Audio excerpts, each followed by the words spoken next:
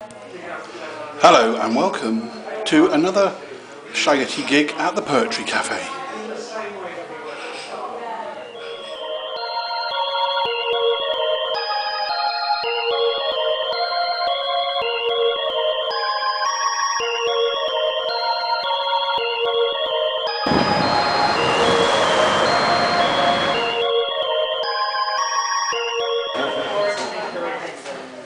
The first poem I'm going to read is a really old one, about 1998. It's called I Should Never. This is just a quick message from me to say tar for dumping me last night and kicking me car. Perhaps I deserved it, perhaps I was wrong. I should never have said that your BO was strong. I should never have said that your hairdo was minging, or laughed quite that hard when you went out folk singing. I should never have giggled and described you as fat, or wobbled your chins or trod on your cat.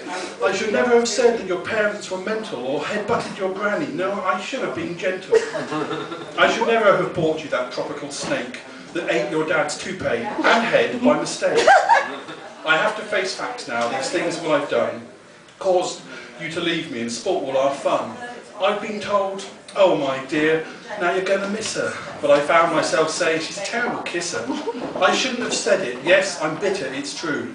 Because you've left a great dent in my car from your shoe. This is about people who appear to be very sincere and aren't. It's called The Crocodile. He's watching every move you make. His smile is proud and wide. He has a chuckle in his voice, so you will think he's on your side. But do be certain that he isn't. You may not know him very well, but he is hungry for your blood. Yes, he's just there to give you hell. Yet there are stupid people out there who seem impressed by his tall tales.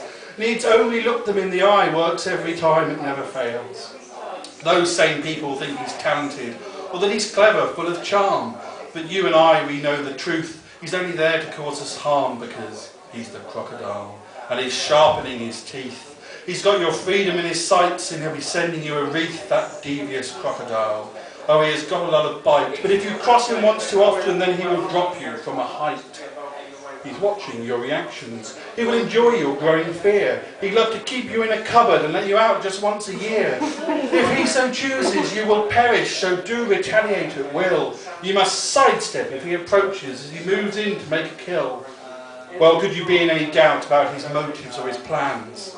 He was never Mr. Nice Guy, and no, he has no screaming fans. The only screams you may well hear will come from those left at his mercy, all those people he makes suffer who may bow to him or curtsy.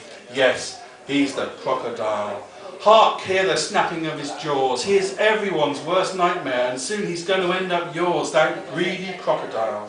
You may well think him quite vanilla, but deep inside he's drop dead evil with the cold heart of a killer. He is watching as you're breathing, knows your heart is in your throat. Make sure you carry silver bullets in case you need an antidote. Carry close your sacred cross just in case you're out of luck. Just in case he bares his fangs and moves in close to have a suck. Just in case the moon is full, it always pays if you beware. Because this man's a proper monster, he's only out to cause a scare. He's only there to cause you misery, likes to think that he's your master.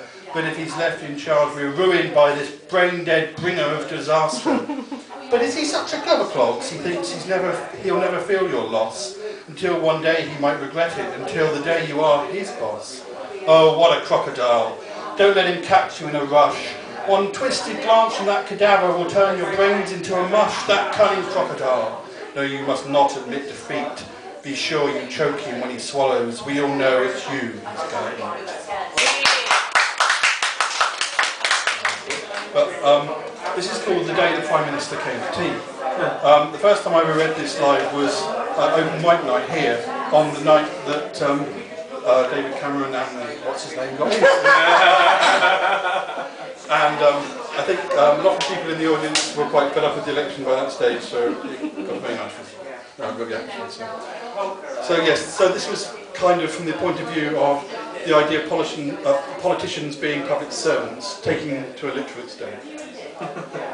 The day the Prime Minister came to tea. Oh, what a day so very thrilling.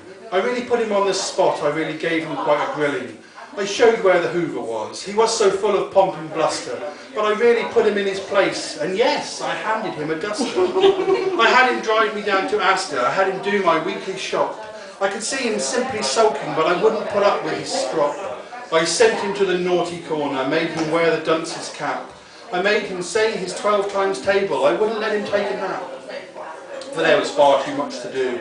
I had him put him up a shelf. I had him cleaning out the shed, I had him sharing out his wealth. Yes, when the PM came to tea, it was my gain, it was his loss. I think he really got the message, I think he saw that I was boss.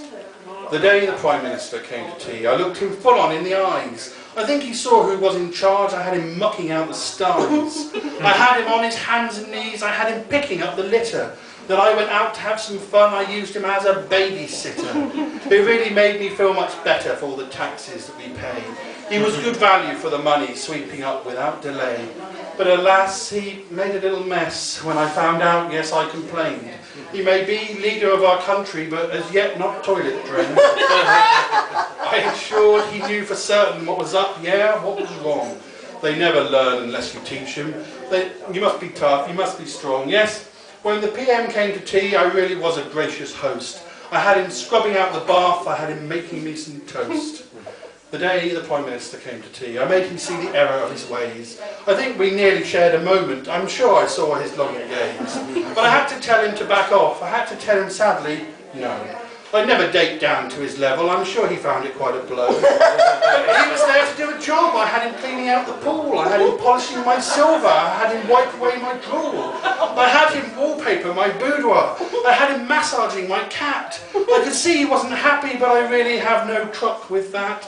He needs to learn a life of real work, not just the nice stuff he can choose. I'll get him licking round the rib neck, scraping dog poo off my shoes. The day the PM came to tea, I did not charge him, not a shilling. I should have really made him suffer, yeah. I could have really made a killing. Right, so, hello. Hello. Hello. How are you? I'm good. We're in hangar break halfway through, and I hope it's gone well. It's been quite fun. It's good to have different people here, and yeah, I've been trying to read some different ones as well. So I never say no to pie. It's one of those things I just couldn't do. To lose out on some free pastry heaven, well, you'd have to be stupid now, wouldn't you? No, I never say no to pie, nor the embrace of a strawberry shake. My head gets a little bit dizzy when I daydream. I dream that I bake. Hot bacon butties for pillows. Well, that's swell and a hell of a story. Well, my life with a cinnamon Danish is just one sweet knickerbocker glory. I never say no to pie, but I don't want to get me a label. There's not much food I won't sink my teeth in, and I've been known to flirt with a bagel. I've been seen making out with a strudel, with a pancake on far distant shores. I'll inhale a nice jam scone at tea time, just you watch me, then I'll come after yours. Hell, I never say no to pie. My obsession with the pastry's insatiable. I would much rather sell you my grandma, but pie, dear, well, pie's irreplaceable. I'm distraught if I don't get me pudding. Inconsolable, so it would seem. Give me life spent loved up with a cheesecake, or scuba diving in a sea of ice cream. I will never say no to pie.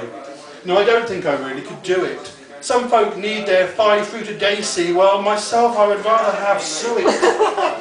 Jelly babies or acres of candy floss, for my breakfast a wonderful start. One day I hope I will find me a pie bride, but till then I'll stay tarty for tart. Well, I never say no to pie. It's one of those things you just shouldn't do. To lose out on some free flaky paradise, well, you'd have to be balmy now, wouldn't you?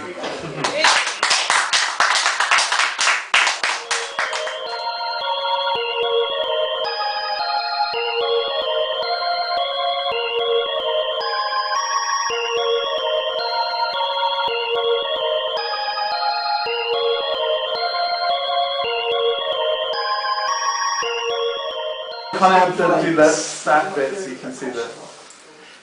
That's right, get your ears up, love.